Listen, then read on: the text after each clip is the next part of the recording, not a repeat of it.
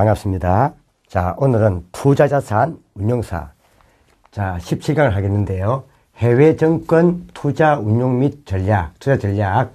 자, 3번부터 하도록 하겠습니다. 3번. 자, 다음 자료에 미국 투자자입니다. 미국 투자자가 한국 주식에 투자한답니다. 이때 한국 주식에 대한 국제시장 포트폴리오의 기대수익률을 계산하면, 이때는 일단 이 기대수익률은 일단 미국 투자가 하는 거니까 미국 시장의 무위험률 4%에다가 4%에다가 그 다음 한 개 더 봐야 될 게 이제 미국 시장에서 시장 포트폴리오 기대수익률 14% 에서 다시 미국 시장에서의 무위험률 4%를 차감합니다. 그 다음 여기다 다시 곱하기 이렇게 되죠. 곱하기 한국 주식시장과 미국 주식시장 간의 상관계수 이걸 곱해줍니다. 0.1 이걸 곱해줍니다. 이렇게 하면 요 답이 나오겠는데요. 보니까 이게 얼마죠? 10%. 10%에 0.1이니까 1%죠. 10%에 1%죠. 그럼 결국 4%에다가 1% 더하면은 당연하게 이는 미국 투자자가 한국에 투자할 때 한국 주식에 대한 국제시장 포트폴리오의 기대수익률이 계산되겠습니다. 그러면은 5% 되겠죠. 나중에 뒤에 가면 우리가 CAPM, 즉 다시 말하면 정권시장선 등에서 풀어내는 요 기대수익률 방법이 되겠습니다. 그 답은 1부에 되겠네요. 그래서 간단하게 한번 보면 되고요. 만약에 우리나라 한국 투자자가 미국 시장에 투자할 경우 만약에 뭘 풀어한다면요. 한번 미국 주식에 대한 국제시장 포트폴리오 기대수익률을 풀어본다면 어떻게 하면 되겠습니까? 이때는 당연하게, 그죠? 만약에 한국 투자자가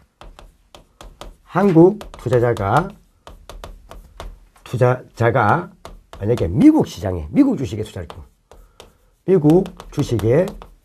투자할 경우, 만약에 바꿔서 입장을, 미국 주식에 투자할 경우,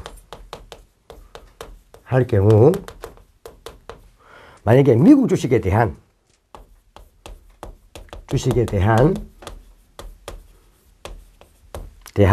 국제시장 포트폴리오의 기대수익률은 이름을 보면 국제시장 포트폴리오의 기대수익률은 이름을 문다면 어떻게 되겠습니까?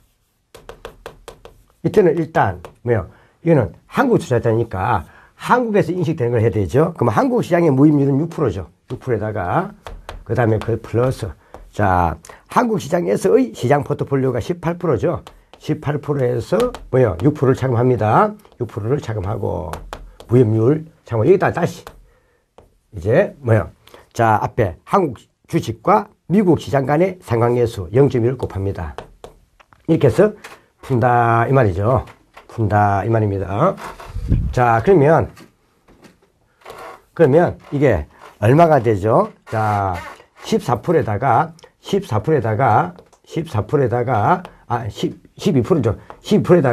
0.1을 곱하면 얼마 되죠? 얘는요, 12에다가 보면은 1.2가 됩니까? 1.2. 그럼 결국에는 7.2가 되겠네요.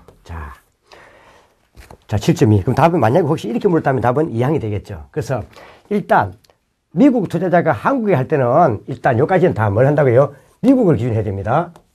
기준하고 대신 한국 주식과 미국 주식의 상관계수만 곱해주면 되겠습니다. 만약 한국 투자가 미국 투자했다면은 한국 시장에서의 무위험률과 한국 시장에서의 시장 포트폴리오를 갖다가 고려해서 푼 다음 똑같이 한국과 미국 주식 간의 상관계수를 곱해주면 되겠습니다. 그래서 제일 중요한 것은 일단 요 두 나라 간의 두 나라 주식 간의 상관계수에 따라서 값이 많이 다른됐죠. 근데 상관계수는 제가 마이너스 1에 가까울수록 좋겠습니다. 즉 적을수록 분산 효과는 크다. 적을수록 분산 효과는 크다라고 했습니다. 한번 봐두시고. 답은 일단 이거는 미국 투자자가 한국 주식에 투자했기 때문에 답은 5% 되겠습니다. 답은 1번. 4번. 한국 정권시장과 미국 정권시장이 분리된 상황에서, 이제 통합이 아니라 분리된 상황에서 한국 투자자가 미국 정권 한 단위의 분산 투자에 추가할 경우 한 단위를 미국 주식의 체계적 위험을 인식하는 가장 중요한 상관계수는 뭘까 물어본다면 미국 정권과 한국 정권 간에 이게 체계적 위험 지수입니다. 한국 주식과 미국 주식 정권 간의 상관계수입니다. 자, 포트폴리오 상관계수 답은 4항이 되겠죠. 자, 이걸 말하는 거죠. 자, 4번. 답은 4항이 되겠고요. 다음. 자, 그래서 이런 분들은 좀 수월하니까 같이 잘 봐주시면 되겠습니다. 자, 문제 5번. 다음은 해외 투자와 환 위험에 관한 설명이다. 옳지 않은 것은. 만약에 이게 환이니까, 만약에 뭐요? 자, 달러와 관계된다면은, 이거는 환이 없을 텐데, 우리나라는 원하고 미국은 달러입니다. 그죠? 달러와 원이 다르기 때문에 환위험이 생기는 겁니다. 자, 그러면 외국 정권에 투자할 경우, 자국 통화로 평가한 수익률은 외국 통화로 표시한 수익률에다가 환율 변동률을 합반가가 같다. 이 말이죠. 자, 다음. 본국 통화로 표시되는 투자 수익률의 분산은 뭐요? 외국 통화로 표시된 자산 수익률의 분산 또는 환율 변동률의 분산. 분산이 위험의 속도죠. 분산이나 표준 편차. 그 다음에 자산 가격과 환율 변동 간의 공분산에 의해 결정된다. 받으시고요. 자, 그 다음에 국제적으로 분산 투자를 선호하는 이유는 정치적 위험이나 금리 위험 등을 분산 또는 해체하기 위해서다. 앞전에 얘기했지만 국제적으로 분산 투자를 해버리면 국내 투자를 한 경우는 자, 비체계 위험은 제거될 수 있지만 체계적 위험은 제거가 되지 않습니다. 체계 위험은 분산 불가능 위험입니다. 그런데 국제 투자를 하게 되면 체계 위험의 일부가 제거됩니다. 그럼 남아있는 것은 뭐예요? 자, 말 그대로 국제 글로벌에 관계된 공통된 위험은 남습니다. 국제 글로벌에 관계된 뭐예요? 국제 글로벌화에 관련된 공통된 세계적 위험만 남습니다. 위험만 자, 남습니다. 자, 부담해야 됩니다. 그러니까 자, 국제 글로벌에 관계되지 아니한 예를 들어 각국 자체의 정치 위험이나 또 각국 자체의 금리 위험은 제거될 수 있다는 겁니다. 그렇기 때문에 국제 투자를 하면은 그만큼 국내 투자에서 제거 못했던 그 국내만 관계된 자, 체계 위험의 일부도 제거되기 때문에 이걸 한다는 거죠. 그래서 밑에 보니까 자, 정치 위험이나 금리 위험 등을 분산 또는 해체하기 위해서다. 이 말입니다. 자, 투자 대상국의 통화 가치와 투자 대상 주가 변동 간의 공분산이 양의 상관관계를 가질수록 투자 위험은 더 많이 감소한다. 앞전에 얘기했지만 요 상관계수하고 요 공분산 있는데 두 자산의 자산 수익률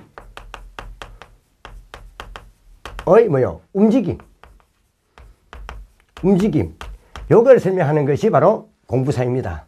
그래서 이 공부사 자체가 플러스 양의 값을 가지면은 두 자산의 수익률이 같은 방향으로 움직인다는 뜻이고, 마이너스라는 것은 반대 방향으로 움직인다는 겁니다. 근데 공부사 같은 경우는 두 자산의 수익률의 움직임의 방향만 설명해 줍니다. 근데 얼마만큼 크냐 하는 요 강도는 강도는 요 공부사는 설명하지 못합니다. 그래서 이때 두 자산의 수익률 간의 움직임뿐만 아니라 여기다 한 개 더 강도까지도 추가적으로 설명할 수 있는 것이 바로 강도 설명할 수 있는 것이 바로 이게 상관계수라는 겁니다. 상관계수입니다. 그래서 보통 상관계수를 많이 쓰고 있습니다. 근데 상관계수도 앞에 설명했지만은 플러스 1부터 마이너스 1이 되는데 마이너스에 가까울수록 좋다 했습니다. 그래서 말 그대로 공분산이든 상관계수든 어디요? 마이너스이면서 값이 작을수록 두 자산의 분산 효과는 더 커집니다. 자, 값이 커진다. 마이너스면서 값이 작을수록 자, 그러니까 공분산은 마이너스로 가면 갈수록 좋은 거고, 그 다음에 상관계수도 마이너스 1이면서 값이 적으면서 마이너스 1에 가까울수록 분산 효과는 더 크다. 이 말입니다. 자, 그래서 자, 이거는 공부상이 양의 값이 상관관계 아니라 음의 상관관계죠. 음의 상관관계 가질수록 투자 위험은 더 많이 감소한다. 그래서 밑에 해설에 쭉 해놨는데 공부상 해놨습니다. 특히 미음. 공부상이든 상관계수든 음의 값을 가질수록 두 자산 간의 분산효과가 더 커진다. 이거 한번 체크해 주시라 이 말입니다. 그래서 공부상 뒤에 가면 우리가 저 뒤 넘어가서 다시 어디서요? 자, 투자 운용 2에서 주식편에서 정급해서 자세히 할 겁니다. 자, 받으시고 답이 4번이 틀렸고 6번 해외 투자 수익률 및 환위험 관리에 관한 설명으로 적절하지 않은 것은 자, 보통 우리나라는 원하고 미국은 보통 달러 합니다. 달러 하다 보니까 말 그대로 원화와 달러화의 차이에 따른 뭐요? 환위험이 노출됩니다. 이때 이 환위험을 제거하기 위한 관리 기법을 설명하고 있는 겁니다. 자, 6번 해외 투자의 수익률 및 환위험 관리에 관한 설명으로 적절치 않은 것은 자, 봐보죠. 이는 환위험 해지 방법이 있는데 이 환위험 해지 방법 이거는 지금 한번 별표를 해 두셔야 되겠습니다. 자, 환위험 해지 방법. 자, 6번에 별표 해놓고 한번 정리해 두시죠. 자, 그대로 있는 거니까. 자, 한번 제가 해보겠습니다. 자, 환위험 해지 방법. 6번에 환위험 해지 방법. 그러니까 위험에 대해서 방어하는 효과, 방어하는 겁니다. 그래서 위험에 방어하는 거니까 이는요, 말 그대로 우리가 달러 등이 발생할 때 말도 환이익이 예상될 것 같은 경우는 환이익이 뭐야 예상되면 이는 해지를 할 필요가 없죠. 해지를 할 필요가 없고 손실이 예상될 때 뭐요 해지를 하는 겁니다. 해지 전략을 내세우는 겁니다. 이 뜻입니다. 다음 환해지를 합니다. 자, 받으시고 환에 대한 해지를 한다 이 말이죠. 자, 그럼 이때 환해지를 하는 방법을 보면 제일 먼저 첫째가 통화 파생 상품을 적절히 활용합니다. 통화 파생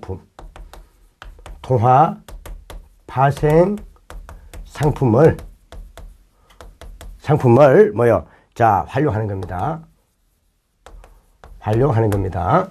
자, 예를 들면 자, 보면요. 만약에 외국 통화 가치가 하락할 거라고 예상됩니다. 그럼 외국 통화 가치가 하락할 거 예상되면은 이때는 말 그대로 뭐 한다고요? 자, 주식을 사는 것보다는 매입하는 것보다는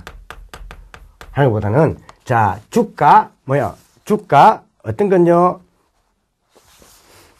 자, 주가 지수 선물을 매입합니다.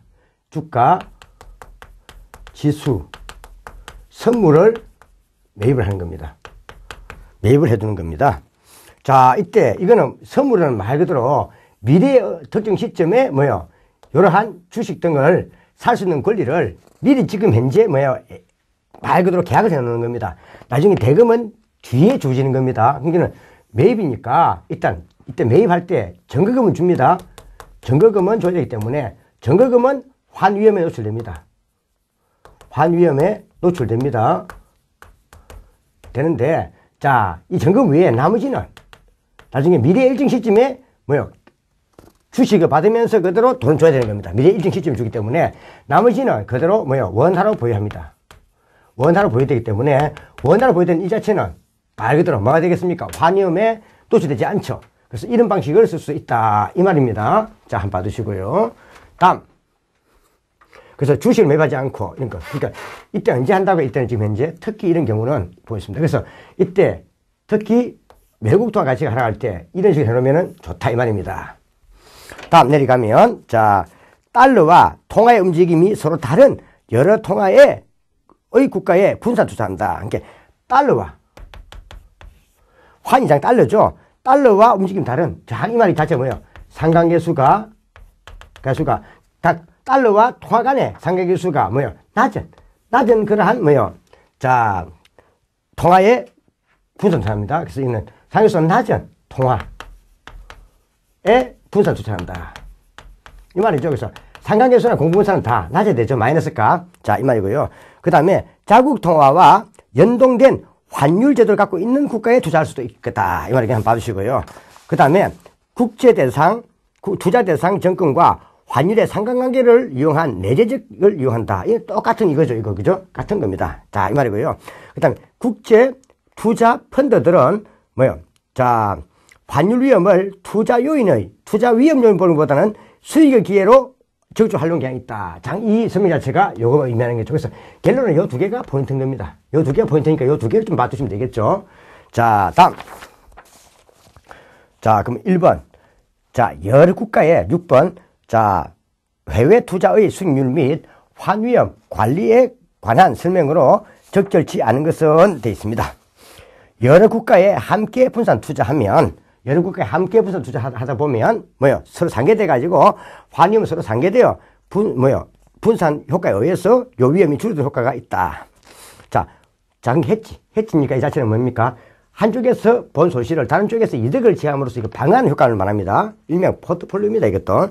자, 외국 통화 가치의 하락이 예상되고, 외국 통화 가치가 하락할 게 예상됩니다. 이때는 주식으로 그냥 외국 통화 다 사놓는 것보다는, 우리나라 돈, 주식 다 사놓는 것보다는 뭐 한다고요? 자, 주가 지수 선물을 이용하면은, 일단, 정거금만 환위험 노출되고, 나머지는 원화로 보여야 하기 때문에, 그만큼 뭐 한다고요? 요 위험을 줄 수 있습니다. 그래서 투자 기간이 동일한 외국 통화 관련 파생 상품을 미리 자, 이거는요, 매수해 둔다라고 되어 있습니다. 이때는 외국 통화 가치가 하락하는 거죠. 이때는 뭘 해야 됩니까? 매도해야 됩니다. 매수가 아니라 이때는 매도해야 됩니다. 이는 예상되는 겁니다. 이거는 예상.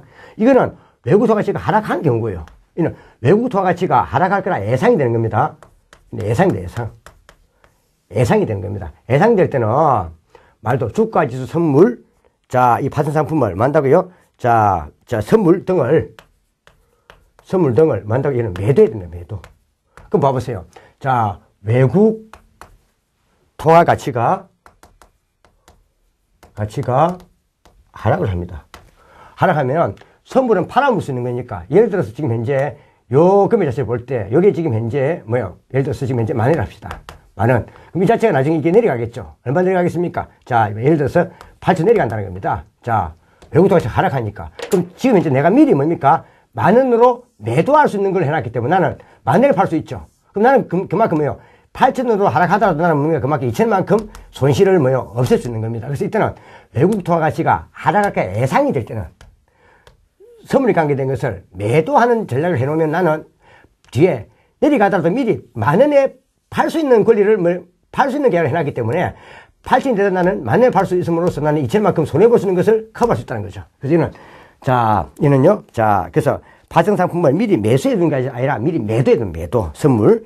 자, 입이 틀렸고, 달러화에 연동된 환율 제도를 가진 국가에 투자하면 환노출 위험은 없다. 그래서 달러화에 연동된 거니까, 그렇죠. 자, 이 말이고요.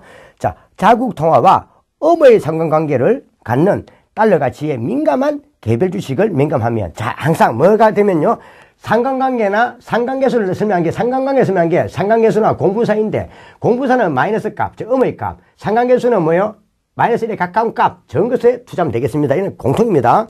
자, 그래서 이거 한번 그대로 봐주시면 되고, 그래서 특히 요 두 개 한번 잘 봐주셔야 되겠습니다. 자, 보고요. 다음. 자, 그래서 이거는 한번 별표 쳐놔야 됩니다. 이는 시험 잘 놓으니까 한번 별표 쳐놓으시고요. 또 뒤에 관계됩니다. 다음 7번. 자, 해외 투자를 할 때 환위험을 줄이는 방법 중 가장 옳지 않은 것 되어 있습니다. 자, 선물환, 거래, 통화, 옵션, 통화, 서합 등과 같은 통화 파생 상품을 활용한다. 이 말이죠. 자, 이겁니다. 다음. 통화의 움직임이 서로 다르게 움직이는 여러 국가의 분산 투자를 하면 되죠. 자, 그러면 서로 다르게 움직이는 거니까 상관계수가 작다 이 말이죠. 즉, 음의 값이면서 작다 이 말입니다. 자, 그래서 두 상품의 자산의 가치의 움직임을 알아보는 것은 상관계수고, 또 이 정도가 어디까지가 될 수 있는가 알아보는 것은 역시 상관계수였습니다. 그래서 상관계수든 공부사이든 두 자산의 수익률의 움직임은 같은 방향이냐 반대는 알 수 있는데, 이게 어느 정도까지 되는가 하는 그 정도까지 파악할 수 있는 것은 상관계수였습니다. 자, 다음. 주가지수 선물을 이용하기보다는 주식에 투자한다. 아니죠. 앞서 했지만 주식에 투자하기보다는 일단 뭔다고요? 지금 현재 자, 주식을 투자하기보다는 주가지수 선물에 투자하는 겁니다.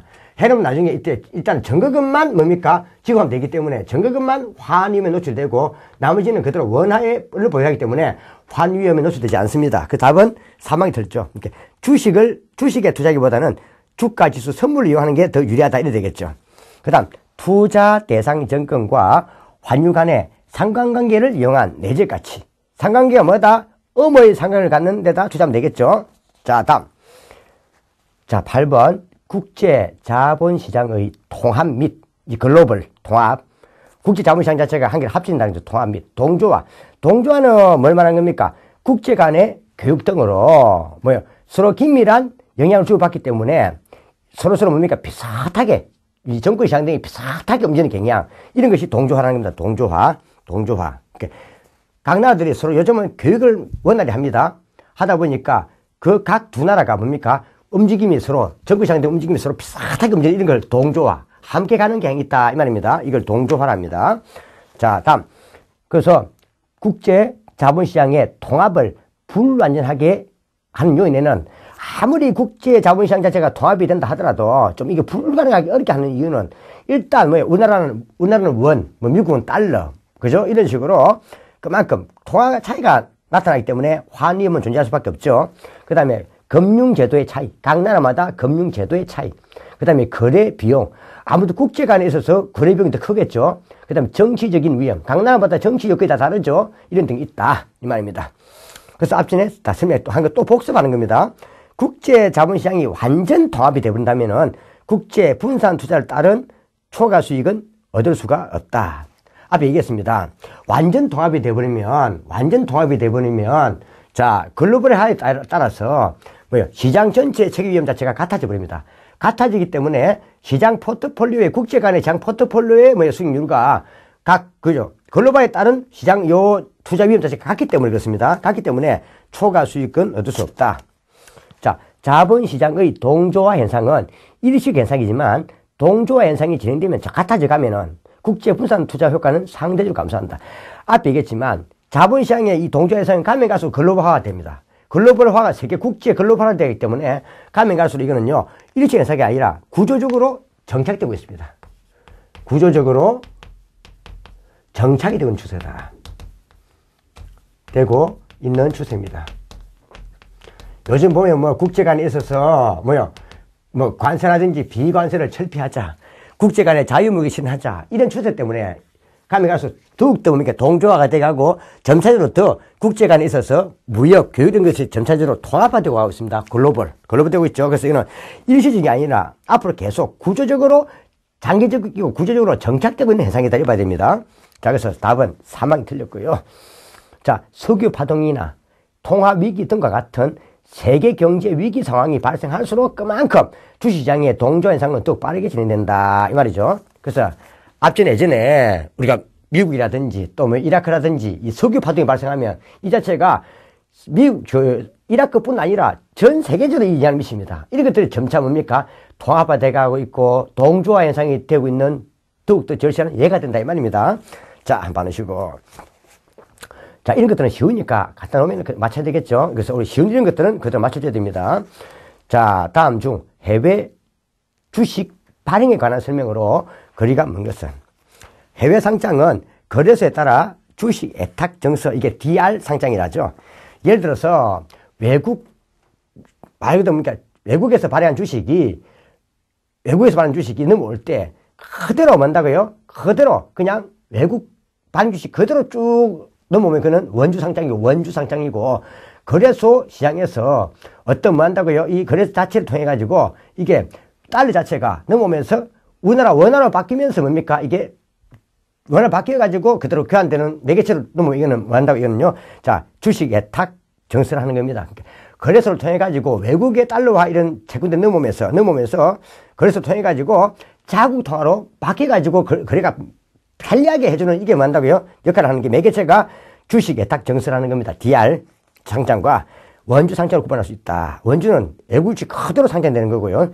자, 미국 이외의 거래소에서 상장되어 거래되는 달러 표시 DR을 유로 달러라 하고 이 DR 유로 달러, 이 유로 이 달러.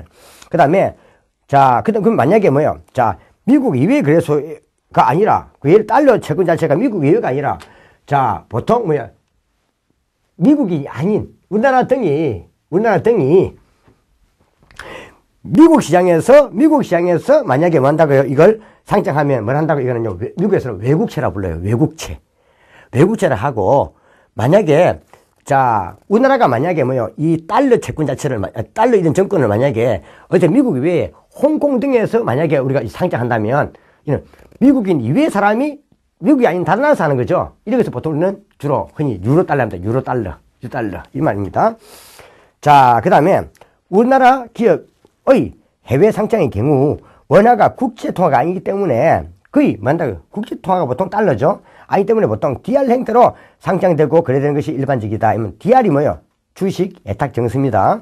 그 다음에 자 스폰서죠. DR의 경우는 언스포츠가 있고 언스폰서드가 있고 DR이 있고 스폰서 있는데 이때 앞 보면은 이 스폰서 그죠? 스폰서도 해줬고 스폰서 써도 좋습니다. DR 그러면 이거는 자 모든 비용 등을 발행회사가 부담해야 됩니다. 발행기업이 부담해야 되고요. 그 다음에 언은 아니란 말이죠. 언스포츠 대학 놓으면 이거는 뭐다? 이는 비용을 누가 부담한다? 이거는요. 정권 회사가 부담해야 됩니다. 그건 회사가 부담해야 됩니다. 그럼 이때는 이거는 스폰서죠 뭐요? DR이기 때문에 누가 부담한다? 정권 회사가 아니라 발행기업이 부담해야 됩니다. 비용을. 자, 그러면 언스포츠 DR은 누가 부담한다? 정권회사 부담한다. 그래서 이거는 앞에 어느 붙여주든지 아니면은 뭐요? 정권회사를 누구로? 당의 기업으로 바꿔주면 되겠습니다. 자, 이것은 그냥 간단하게 한번 봐주시면 되겠습니다. 그래서 여기 대한 것을 쭉 한번 그 뒤에 해설에 한번 적어 두었습니다. 그 해설에 대한 것은 한번 여러분들이 조금 요 해설에 대한 것을 좀 별표처럼 한번 봐둬야 됩니다. 그래서 오히려 시험에는 간단하면서 쉬운 게 많이 오기 때문에 간단한 이 쉬운 것들을 좀 봐주셔야 되겠습니다. 자, 다음 10번. 본국거래소와 자, 해외 거래소 등 복수의 거래소에 상장을 하는 복수 상장의 효과로서 볼 수 없는 것. 그러니까 말 그대로 우리나라의 뭡니까? 이런 정권 등을 우리나라의 또 거래소에도 상장을 하고 해외 거래소에서도 상장하고 이런 복수 상장 효과 이 말입니다. 자, 이런 놈에는 당연하게 국제 분산 투자를 하는 투자자에게는 해외 시장에서 발생하는 정보 비용과 해외에서 발생하는 정보 비용과 거래 비용을 증가시키는 것이 아니라 감소하겠죠. 당연하게 국제 분산해버리면 자, 말 그대로 우리나라에도 뭐요? 거래소에도 이 상장되어 있고 외국 거래소도 상장되어 있기 때문에 그대로 우리나라에 뭐요? 우리나라의 주식에 투자함으로써도 그때 외국에 투자 효과가 발생합니다. 그래서 이거는 말한다고요. 정보 비용과 거래 비용이 감소하는 효과가 발생한다. 이래 되겠죠. 그 답은 1번이 되겠고. 자, 상장 기업의 자금 조달의 원천이 다양해지고 정보 공개를 통해 기업 가치를 높여 주가 상승을 기대할 수도 있고 다 좋은 말이죠. 자, 같이 복수해 놓으면은 글로벌 기업의 이미지와 본국과 외국의 일반 대중이 알리는 홍보가도 있고 외국에도 그죠 상장해 놨으니까. 그 다음에 해외 시장의 유동성 풍부로 인하여 주가 결정에 리더십을 가지기 때문에 국내 기업의 성격이 없어지면서 글로벌 기업의 그러한 이미지가 커지겠죠. 자, 이런 것은 간단하게 그냥 상식적 문제죠. 다 11번. 자, 다음 중 국제 채권 시장에 관한 설명으로 가장 옳은 것은 만약에 우리나라 기업이 미국 달러와 포시 채권을 어디 런던이나 홍콩에서 발행했습니다. 그럼 우리나라 기업이 만약에 이걸 어디 했어요? 자, 런던이나 홍콩이 아니라 만약에 어디서 미국에서 했다면 우리나라 기업이 미국 달러와 포시 채권을 만약에 미국에서 발행했다면 이거 뭐 되겠습니까? 이거는 외국채랍니다. 외국채. 근데 달러 포시 채권을 미국이 아니라 미국 밖에 어디에요? 홍콩 등에서 했답니다. 홍콩 등에서 했다는 겁니다. 이거는 말 그대로 뭐다? 이거는 앞에 유로 달러입니다. 유로채라는 겁니다. 유로채라고 합니다. 유로채. 자, 이 말입니다. 그래서 이거는 우리나라 기업이 미국 달러와 포시 채권을 런던이나 홍콩이니까 미국 이외죠. 이거는 유로채입니다. 유로채. 자, 유로채는 대체로 공모 형식의 발행이 대부분이지만 최근에는 사무 형식의 발행이 점차 증가되고 있는 추세입니다. 그 답은 이항이 옳고요. 다음 유로채의 경우 자, 채권 발행 및 유통과 관련된 감독 당국의 규제를 많이 받는다. 앞에 있지만 유로채 같은 경우는 왜 달러와 이런 채권을 미국이 아닌 다른 데서 받는 겁니다. 그렇기 때문에 당연하게 자, 유통과 관련된 요 감독 기관의 규제를 받을 리가 없죠. 받지 않는다 해야 됩니다. 받지 않는다. 유로채는 외국채와 달리 신용평가기관으로부터 신용평가를 받지 않아도 발행할 수 있습니다. 미국 내가 아니라 바뀌기 때문에 그들을 받지 않아도 됩니다. 그래서 그 밑에 있는 내용 자체를 한번 체크해 놓은 거니까 이것도 한번 여러분들이 조금 별 붙여놓고 한번 봐주세요. 자, 이렇게 쉬운 것들은 좀 봐두라 이 말입니다. 자, 그래서 일단 유로채 같은 경우는 자, 달러 표시 채권 등을 미국이 아니라 미국 외에서 발행하기 때문에 당연하게 감독 당국의 규제를 받지 않고 또 신용평가 의무도 받을 의무가 없다는 것 봐주셔야 되겠습니다. 밑에 한번 보시고. 그래서 이것도 한번 별 붙여 놓으시고. 그 다음에 해외 정권 투자 전략에서 공격적 투자 전략과 방어적 투자 전략의 설명 중 틀린 것은, 자, 방어적 투자 전략이 보통 일반적으로 볼 때 주로 이는요, 소극적 전략입니다. 그래서 이는 시장의 효율성을 전제로 한 것으로서 주로 벤치마크 정도의 수익률을 추구하려는 겁니다. 그런데 액티브, 공격적 투자는 시장의 비효율성을 전제로 해가지고 벤치마크 초과 수익을 초과하는 그런 이익을, 단기 이익을 얻으라는 겁니다. 단기 이익을 얻는 게 공격적입니다. 그러니까 이익을, 초과 수익을 얻으려는 노력이 크면 공격적이고 정상 이윤 정도, 벤치마크 정도의 수익을 얻으면 그는 소극적으로 보면 됩니다. 방어적이다. 자, 방어적 투자 전략은 시장이 비효율적인 것이 아니라 효율적인 경우에 적합한 전략입니다.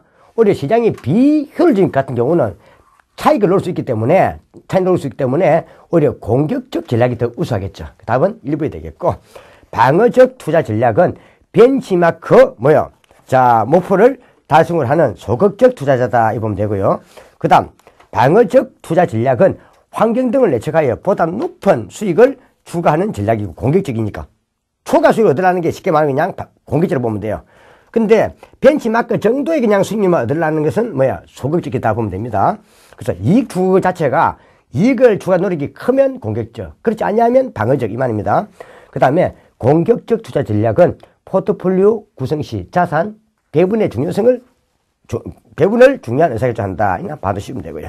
그 다음에 국제 포트폴리오의 자산 배분이 있습니다. 이거는 별건 아니고요. 참고로 한번 보시면 이런 내용이겠죠. 자, 지금 이제 이 국가별 투자 비중이 있고, 그 다음 자, 투자 대상 주식과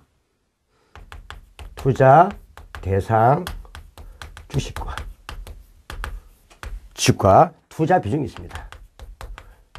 투자 비중이 있습니다. 자, 그러면은 국가별 투자 비중을 먼저 결정하고, 다음에 투자 대상 주식과 투자 비중을 후에 결정하면, 이는 큰 데서 밑에 내려오니까 이거 뭐한다, 이걸요, 하향식이랍니다. 하향식 접근이다. 이렇습니다. 하향식 접근이다. 하향식이다.